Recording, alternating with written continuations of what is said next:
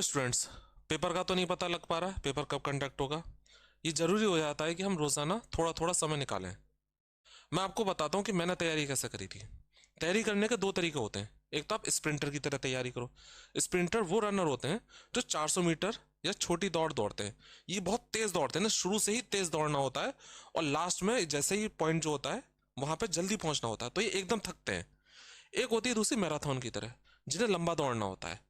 इसमें क्या होता है कि आप तेज नहीं दौड़ते, आप हल्के हल्के दौड़ते रहते हो, क्योंकि आपको लंबी दौड़ दौड़नी है। तो दो तरीके हैं, स्प्रिंटर और मैराथन। अब स्प्रिंटर का तरीका अपनी जगह सही होता है। मान लो आपको पता लगे 15 दिन बाद पेपर है या 1 महीने बाद पेपर है, आप स्प्रिंटर की तरह तैयारी करोगे। लेकिन आपको पेपर का ना पता हो कि पेपर कब होना है, तो जरूरी हो जाता है कि आप मैराथन की तरह तैयारी करो। मेरा तैयारी का तरह क्या तरीका क्या रहता था, मैं मैराथन की तरह तैयारी करता था। मीन्स रोजाना समय निकालता था, 1 घंटा, कभी कभार गैप भी हो जाता था कि कहीं बाहर चले गए या कुछ है, आध घंटा कभी कभार नहीं पढ़े, 2 दिन नहीं पढ़ पाए, वरना 1 घंटा 2 घंटा, छुट्टी वाले दिन 3 घंटा ज़्यादा भी पढ़ लिए। कुछ नहीं तो अपने किताबें पढ़ ली, न्यूज़पेपर पढ़ लिया, कोई प्ले ही उठा के पढ़ लिया, वॉकअप सी रिवाइज हो जाती थी। तो रोजाना तैयारी करता था, तो मैराथन की तरह तैयारी करता था कि 1 घंटा तो देना ही देना होता था। और दूसरा, जब पेपर आने वाला होता था 1 महीना पहले, तो स्प्रिंटर की तरह। तो मेरा ये तरीका रहता था। आपका तरीका आप पे सूट करेगा, आप कैसे तैयारी करते हो, लेकिन मैंने बताया कि मैं कैसे तैयारी करता था। तो आज जो मैं आपको इडियम्स और फ्रेजेस कराऊंगा, सी अल्फाबेट से होंगे। पेपर का पता नहीं है, लेकिन आप इस वीडियो के द्वारा जो आपके इडियम्स और फ्रेजेस उसे रिवाइज कर सकते हो आसानी से। अगर आप चैनल को पहली बार देख रहे हो तो वीडियो को सब्सक्राइब जरूर करिएगा। मैं आपके लिए वीडियोस बनाता रहूंगा जैसे जैसे समय मिलेगा। आज जो हम इडियम्स और फ्रेज करेंगे वो सी अल्फाबेट से हैं। कम टू लाइट, विदित होना। कम टू लाइट मीन्स प्रकाश में आना। इसका सीधा से एक एग्जाम्पल लेते हैं, जैसे this truth will come to light. ये ट्रुथ जल्दी ही प्रकाश में आ जाएगा। This truth will come to light soon. Will come to light, तो कम होता है आना, टू लाइट प्रकाश में आना मीन्स विदित होना। इसका एग्जाम्पल है fresh evidence has recently come to light. जो फ्रेश सबूत हैं वो अभी अभी प्रकाश में आए हैं, अभी अभी जो है विदित हुए हैं, प्रकाश में आए हैं। दैट सजेस्ट, ये बताता है कि he did not in fact commit the murder. उसने वास्तव में मर्डर नहीं करा था। ही डिड नॉट इनफैक्ट, उसने वास्तव में मर्डर नहीं करा था। तो कम टू लाइट होता है प्रकाश में आना या विदित होना। बहुत आसान है। Next, castles in the air. ये हिंदी में भी सेम रहते हैं, हवाई किले बनाना। कैसल्स, किला, इन द एयर। अब यहां पे जो है बिल्ड या आप मेक लगाओगे। बिल्ड बनाने के लिए बिल्ड या फिर मेक, क्योंकि इसमें क्या है, हवाई किले बनाना वर्ब भी आ रहा है। तो आप क्या लाओगे, build castles in the air या make castles in the air. Don't build castles in the air, हवाई किले मत बनाओ, प्रेजेंट डेफिनेट में। Don't build castles in the air. Just and find some work to earn money. कुछ work ढूंढो पैसा कमाने के लिए। Find some work to earn money, तो सिंपल सा है, castles in the air. You don't make castles in the air, तुम हवाई किले मत बनाओ। बहुत आसान भी है और टफ भी है। अगर समझ में आ जाए तो आसान है। कट अ सॉरी फिगर, ये आप दो तरीके से ध्यान रख सकते हो, अपोजिट भी होते हैं, कट अ सॉरी फिगर और कट अ फाइन फिगर। ये दो जो है अपोजिट हैं। तो आप कट अ सॉरी फिगर से ध्यान रखो। फिगर तुम्हें पता है किसी आकृति को कहते हैं, फिगर पिक्चर को कहते हैं। सॉरी जो होता है वो बैड इंप्रेशन के लिए भी आता है, बुरे के लिए। कट होता है बनाना, जब मूर्ति को तराशते हैं तो कट करते हैं। फिगर हो गए कोई चित्र, मूर्ति। तो बुरी हालत में होना, बुरा प्रभाव डालना। आप मान लो इंटरव्यू देने गए, अब आपने तैयारी कर रखी है, लेकिन आप जो है किसी वजह से अटक जाओ, तो आपने बुरा प्रभाव डाला, तो कट अ सॉरी फिगर आएगा। और इसका अपोजिट जो होता है वो होता है कट अ फाइन फिगर। इसका एग्जाम्पल देखते हैं, she cut a sorry figure. Past indefinite में सेकंड फॉर्म में, उसने बुरा प्रभाव डाला। इन हिज मैडन स्पीच, अपनी मैडन स्पीच में, मैडन होती है, मैडन ओवर होता है, मैडन होता है पहली स्पीच में, अपनी पहली स्पीच में उसकी बुरी हालत हो गई। आपको मीनिंग फिट करना है, बुरी हालत हो गई या बुरा प्रभाव डाला, तो अपनी पहली स्पीच में उसने बुरा प्रभाव डाला। कट अ सॉरी फिगर, सॉरी होता है बुरा और कट मीन्स होता है कट करना, मीन्स बनाना। मूर्ति बनाए तो आपने कट करा, बनाया, तो कट अ सॉरी फिगर। दूसरा एग्जाम्पल है फ्यूचर इंडेफिनिट में, you will cut a sorry figure. तुम बुरा प्रभाव डालोगे, बुरी हालत में हो जाओगे या बुरा प्रभाव डालोगे at the job interview, job के इंटरव्यू में। इफ यू वेयर जीन्स, अगर तुम जीन्स पहनते हो, अगर तुम जीन्स पहनते हो तो जॉब इंटरव्यू में तुम बुरा प्रभाव डालोगे, you will cut a sorry figure. इसका अपोजिट है कट अ सॉरी फिगर का कट अ फाइन फिगर। तो आप अगर इन दोनों को, एक को ध्यान रखो और उसका opposite cut a sorry figure, cut a fine figure, ये अपोजिट हो गया। वही फिगर बताया, कोई मूर्ति, पिक्चर, कट बनाना, तराशते हैं, और फाइन अच्छा, जब आप अच्छा प्रभाव डालो, अच्छा प्रभाव डालना। इसको हम एक से भी कह सकते हैं to look attractive and well dressed. आप कहीं गए, आपने अच्छे कपड़े पहन रखे हैं, तो आप अट्रैक्टिव दिख रहे हो, वेल ड्रेस्ड हो, तो आप कटा फाइन फिगर के तौर पे यूज करते हैं हम। That gentleman will cut a fine figure, वो जेंटलमैन अच्छा प्रभाव डालेगा in his three piece suit, जो थ्री पीस सूट होता है उसमें वो अच्छा प्रभाव डालेगा।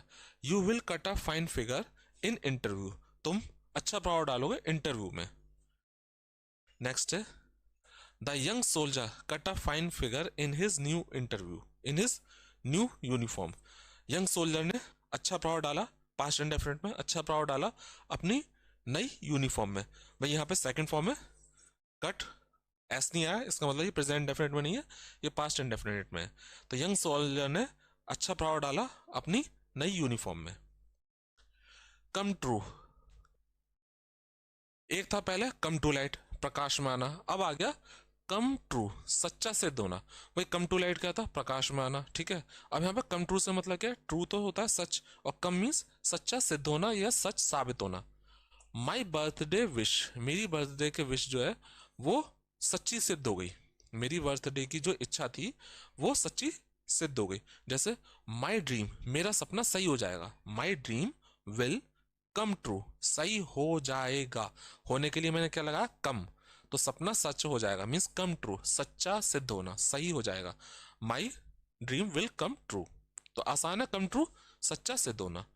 क्रोकोडाइल टीयर्स, भाई ये तो सबको पता है, क्रोकोडाइल टीयर्स दिखावटी आंसू। जैसे you are shedding crocodile tears, तुम दिखावटी आंसू, मगरमच्छ के आंसू बहा रहे हो, you are shedding crocodile tears. Cut and dried, इसके मीनिंग को अगर हम देखें तो आप समझ जाओगे। कट एंड ड्राइड, आपने कोई चीज कट करी और उसे सुखा दी। सब्जियों को जनरली हम कट करके जो है सुखा लेते हैं, मटर वगैरह कैसी कई चीजें होती हैं ताकि वो खराब ना हो। तो बिल्कुल तैयार, अच्छे तरह से, already decided and unlikely to be changed, जो चीज डिसाइड कर ली गई हो और जिसमें अब बदलाव ना हो, तो कट कर लिया है और सुखाने रख दिया, मीन्स अब इसमें बदलाव नहीं हो सकता। कट एंड ड्राइड, अब यही फाइनल हो गया, कट करा और सुखा दिया तो फाइनल जो हो जाए। We need a cut and dried decision, हमें जो है बिल्कुल कट एंड ड्राइड डिसीजन की जरूरत है। यहाँ पे डिसीजन क्या है, नाउन, और कट और ड्राइड क्या है, adjective. We need present definite में हमें कट एंड ड्राइड डिसीजन की जरूरत है। By the end of the week, सप्ताह के अंत तक हमें बिल्कुल तैयार डिसीजन की जरूरत है। तो फाइनल आप इसे कह सकते हो, फाइनल डिसीजन की जरूरत है, कट एंड ड्राइड। तो ये एडजेक्टिव के तौर पे यूज करा है। There are no cut and dried solution, भाई यहाँ पे भी एडजेक्टिव ही है, सब एडजेक्टिव के तौर पे यूज करें। कोई कट एंड ड्राइड सॉल्यूशंस नहीं है यहाँ पर, कोई बिल्कुल तैयार सॉल्यूशंस यहाँ पे नहीं है, कोई बिल्कुल फाइनल सॉल्यूशंस नहीं है। कम टू ब्लोज, भाई कई चीज के मतलब जो होते हैं ना वो शाब्दिक अर्थ से जो होते हैं वो याद करे जा सकते हैं। अब ब्लो माने क्या होता है, हवा चलने के तौर पे आता है। ब्लो जो होता है थप्पड़ मारना, घूंसे मारने के तौर पे भी होता है। तो यहाँ पे जो है नाउन है ब्लोज, ये है नाउन, ये है जो है घूसा, ब्लोज नाउन है, प्लूरल है। कम टू ब्लोज मीन्स हाथापाई करना, तो करने के लिए तो आप समझो कमाया, करने के लिए तो कम आ गया, और ब्लोज मीन्स क्या होगा, हाथापाई, घूसे, हाथापाई करना। To have a physical fight और a serious argument with someone, जब हम किसी से फाइट करें या बहुत जो है बहुत गर्मा गर्म आर्गूमेंट हो किसी से, तो हम जो होता है कम टू ब्लोज लगाते हैं। तो ब्लोज लगाया, हाथापाई करना। Demonstrators nearly came to blows, past and definite में जो प्रदर्शनकारी थे वो लगभग हाथापाई पे आ गए, नियरली लगभग हाथापाई पे आ गए। With the police during the March, police के साथ लगभग हाथापाई पे आ गए मार्च के दौरान, मार्च के दौरान जो डेमोन्स्ट्रेटर्स थे वो हाथापाई पे आ गए। तो केम टू ब्लोज, हाथापाई पे आना। इसका example, students had arguments and came to blows. Student ने आर्गूमेंट्स करा और वो हाथापाई पे आ गए, केम टू ब्लोज। तो कैसे भी लगा सकते हो इसे, कम इनटू फोर्स। भाई यहाँ पे सब है ना, ये आना सिद्ध होना कुछ ऐसे ही सेंस में दिया है, कम। फोर्स क्या होता है, ताकत, बल।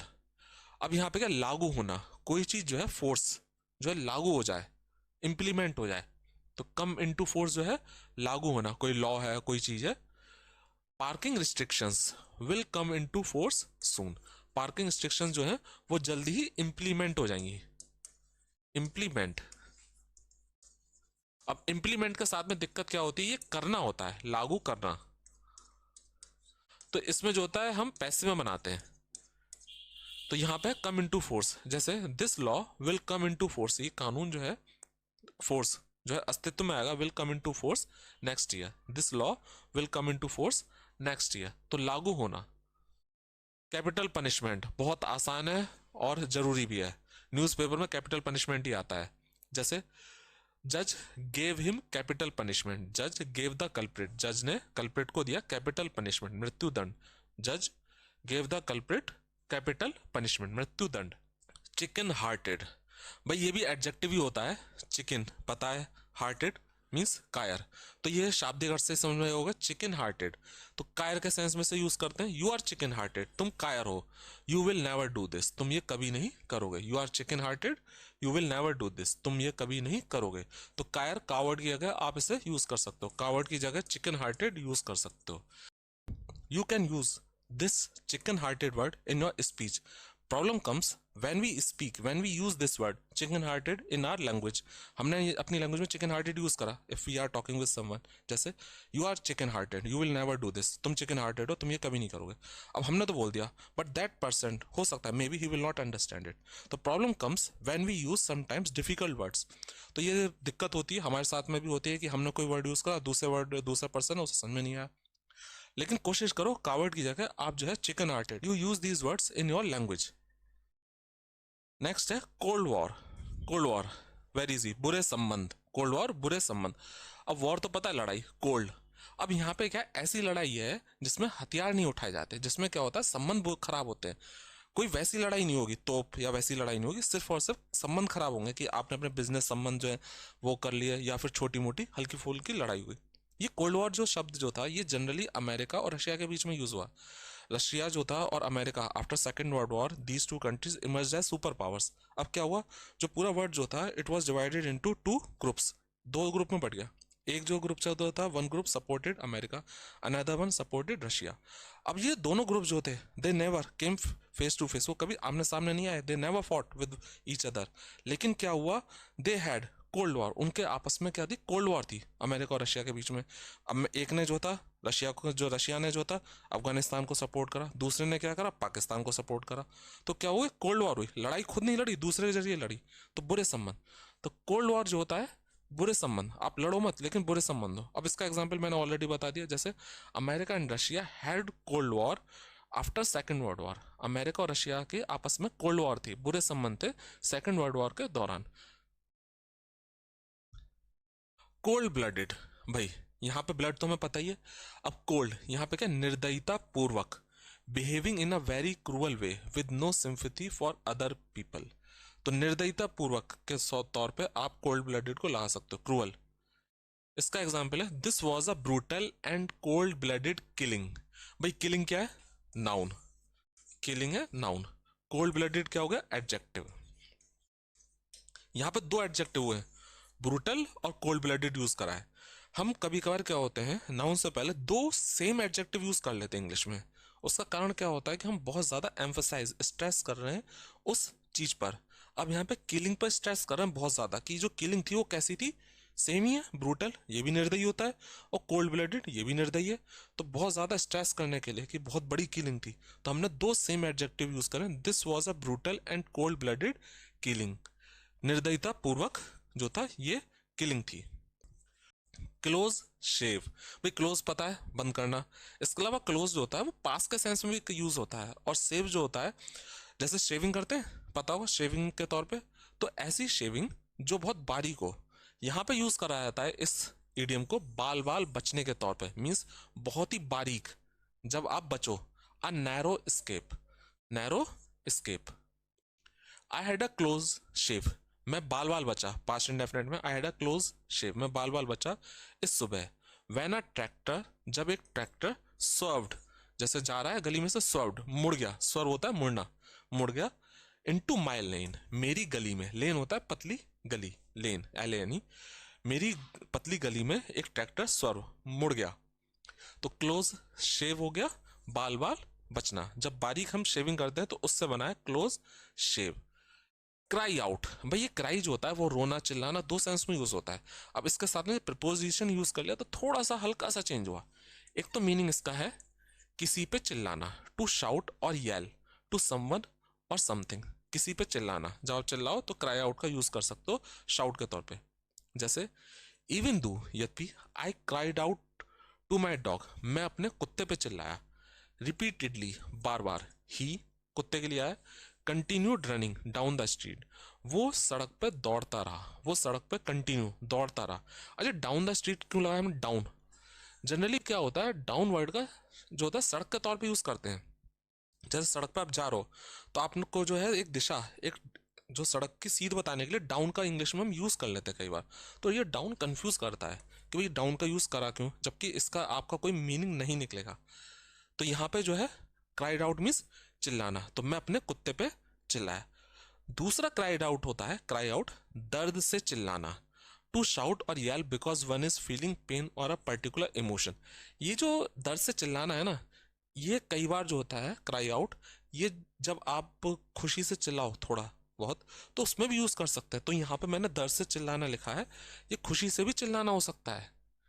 अब जैसे क्या है, मॉली क्राइड आउट, मॉली लड़की का नाम है, वो चिल्लाई. When the lobby door closed on her hand, जब लॉबी की जो डोर थी वो उसके हाथ पे बंद हो गई तो वो दर्द से चिल्लाई, क्राइड आउट. तो दर्द से चिल्लाई, किसी फीलिंग से भी चिल्लाने के लिए हम इसका यूज कर सकते हैं. जैसे the little boy cried out in joy, little boy जो था छोटा बच्चा, वो खुशी में चिल्लाया. When he saw his father, जब उसने अपने फादर को देखा. The little boy cried out in joy, enjoy भी मतलब the little boy cried out when he saw his father, छोटा बच्चा चिल्लाया जब उसने फादर को देखा. तो क्राई आउट होता है जब आप किसी फीलिंग से चिल्लाओ, हो सकता है दर्द से, हो सकता है खुशी से, किसी फीलिंग से चिल्लाओ. और दूसरा जो होता है किसी पे चिल्लाना, तो क्राई मीन्स होता है चिल्लाना रोना, आउट से थोड़ा सा मीनिंग चेंज हो जाता है. तो इंग्लिश में कई बार दिक्कत होती है कि हमें मीनिंग जो होता है, हमने एक चीज़ याद करी, अब वो मीनिंग जरूरी नहीं है कि वो जगह फिट हो. तो ये हमें थोड़ा ध्यान रखना पड़ता है, हमें ज़्यादा से ज़्यादा हमें रीडिंग पे आना पड़ेगा. तो मैंने आज आपको जो सी अल्फ़ाबेट वाले इडियम्स और फ्रेजेस थे वो सारे आपको कराएं. उम्मीद करता हूँ आपको अच्छे तरह से समझ में आया होगा. मिलते हैं अगले वीडियो में स्टूडेंट्स. Good bye.